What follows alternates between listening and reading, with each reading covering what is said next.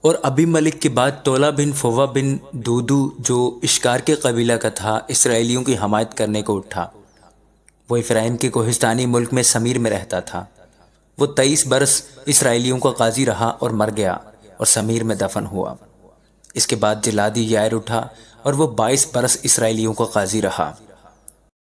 اس کے 30 بیٹے تھے جو 30 جوان گدھوں پر سوار ہوا کرتے تھے، اور ان کے 30 شہر تھے جو آج تک حوت یائر کہلاتے ہیں اور جلعاد کے ملک میں ہیں۔ اور یائر مر گیا اور کامون میں دفن ہوا۔ اور بنی اسرائیل خداوند کے حضور پھر بدی کرنے اور بالیم اور استارات اور ارام کے دیوتاؤں اور سیدا کے دیوتاؤں اور مواب کے دیوتاؤں اور بنی امون کے دیوتاؤں اور فلسطیوں کے دیوتاؤں کی پرستش کرنے لگے اور خداوند کو چھوڑ دیا اور اس کی پرستش نہ کی۔ تب خداوند کا قہر اسرائیل پر بھڑکا اور اس نے ان کو فلسطیوں کے ہاتھ اور بنی امون کے ہاتھ بیچ ڈالا۔ اور انہوں نے اس سال بنی اسرائیل کو تنگ کیا اور ستایا، بلکہ 18 برس تک وہ سب بنی اسرائیل پر ظلم کرتے رہے جو یردن پار اموریوں کے ملک میں جو جلعاد میں ہے رہتے تھے۔ اور بنی امون یردن پار ہو کر یہودا اور بنیامین اور افرایم کے خاندان سے لڑنے کو بھی آ جاتے تھے۔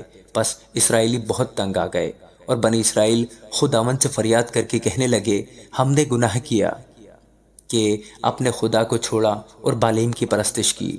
اور خداوند نے بنی اسرائیل سے کہا، کیا میں نے تم کو مصریوں اور اموریوں اور بنی امون اور فلسطینیوں کے ہاتھ سے رہائی نہیں دی؟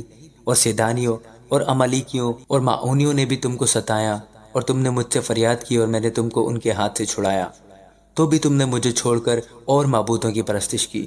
سو اب میں تم کی رہائی نہیں دوں گا۔ تم جا کر ان دیوتاؤں سے جن کو تم نے اختیار کیا ہے فریاد کرو، وہی تمہاری مصیبت کے وقت تم کو چھڑائیں۔ بنی اسرائیل نے خداوند سے کہا، ہم نے تو گناہ کیا، سو جو کچھ تیری نظر میں اچھا ہو ہم سے کر، پر آج ہم کو چھڑا ہی لے۔ اور وہ اجنبی معبودوں کو اپنے بیچ سے دور کر کے خداوند کی پرستش کرنے لگے۔